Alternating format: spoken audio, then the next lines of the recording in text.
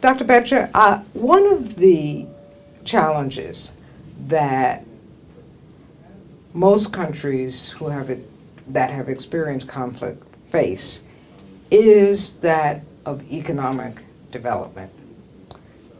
How can the business community, specifically the business community of that country, engage in the policy process and policy formulation so that policy is relevant for that particular situation? Yes, well, in your question, I think you are rightly alluding to two challenges. One is economic development, the need for economic growth, economic opportunity. And the related challenge is that of establishing governance, governance of the economy, governance in the sense of having a policy process that works for the economy, in which there's accountability, there's participation, there's transparency. Now, one of the key challenges in establishing the frameworks for economic policy is to obtain the necessary information for policy. And information is of two kinds. One is the macro level and the micro level information on what's going on in the economy. So not only macroeconomic indicators, for example, but what's happening in the business environment at the micro level.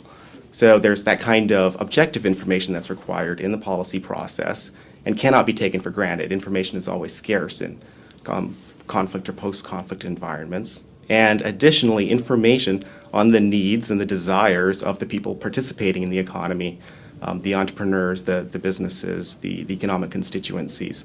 All this information somehow needs to be channeled through an open and fair policy process and then implemented through rule of law.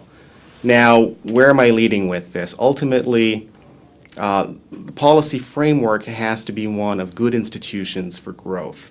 And by institutions, I'm referring to the institutions of a market economy. One must understand that a market economy is more than an open competitive system with economic freedom. It also involves governing frameworks that establish the environment for investment and trade.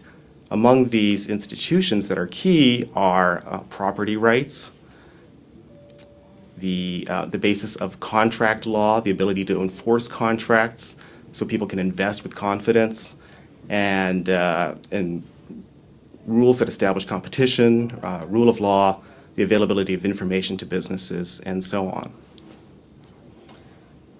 Are there certain practices or principles that have served to guide the work actually in the countries that you're working with? Yes, CIPE, the Center for International Private Enterprise, and I should be clear, our mission is to strengthen democracy around the world through private enterprise and market-oriented reform. Our approach since we were founded in 1983 has from the very beginning been to work in partnership with local organizations that represent business and the economic community.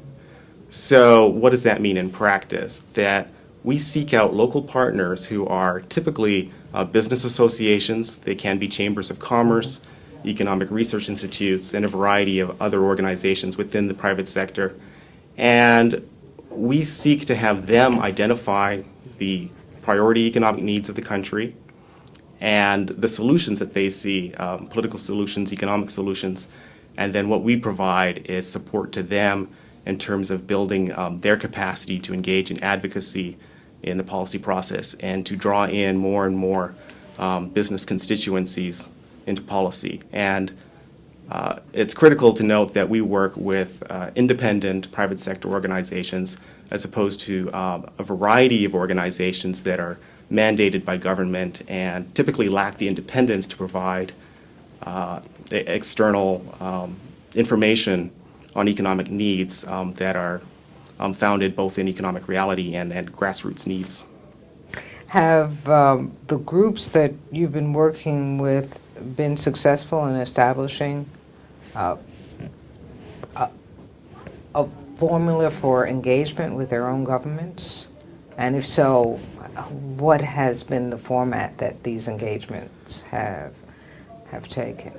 Well, by the nature of the need to tailor the programs to individual countries, there is tremendous variety in the type of programs that will work to advance the policy process. However, I will cite one good example of our approach that has been adapted as needed by partners around the world, and that is the National Business Agenda process.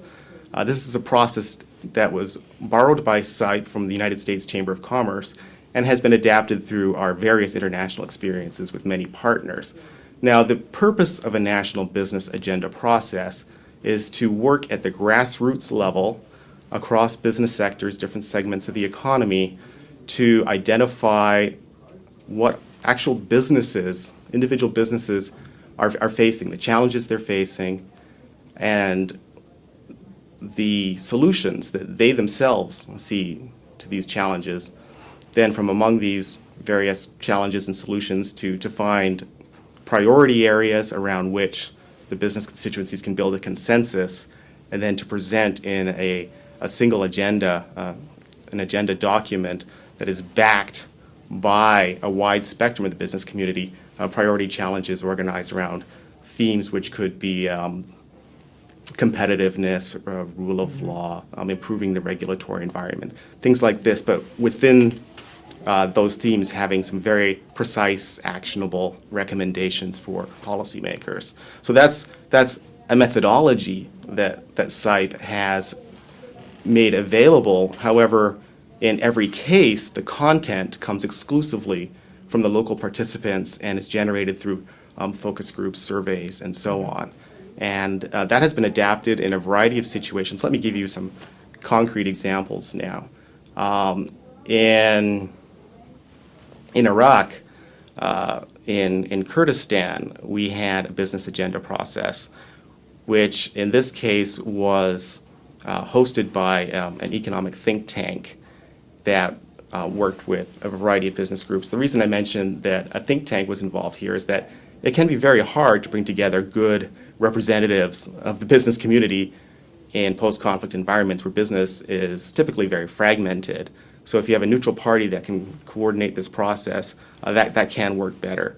And this program, which is now in its second edition, was very effective in engaging the attention of the Kurdistan regional government, which set up several committees organized around the policy areas contained in the business agenda document to continue the discussion with the business community on those issues and to explore ways to implement the recommendations. One challenging dimension to the domestic-led business effort is that often there may be restricted or entrenched groups in a country. Business may be done by just a few families or by people from one section of the country or one ethnic group. And the form of business development has embedded in it some horizontal inequalities that may at times promote conflict. Has there been any effort to have this business process more open than the historical business has been in countries, especially those that have been affected by conflict? You hit on a really key point, and that is one of inclusiveness. And if one has economic disparities and disparities in the governance environment, that is a real recipe for conflict. One case in which the business community itself has brought together representatives of different ethnic groupings was in Kenya in 2008. CIPE's partner, the Kenya Association of Manufacturers, became involved in the peace negotiations following the 2008 elections. And there, the legitimacy of the elections was brought into question. And the environment was such that people felt that if their group wasn't represented in the party taking power, that they would lose everything, not only their political interests, but their economic opportunities, because so much was dependent on the state. Mm-hmm.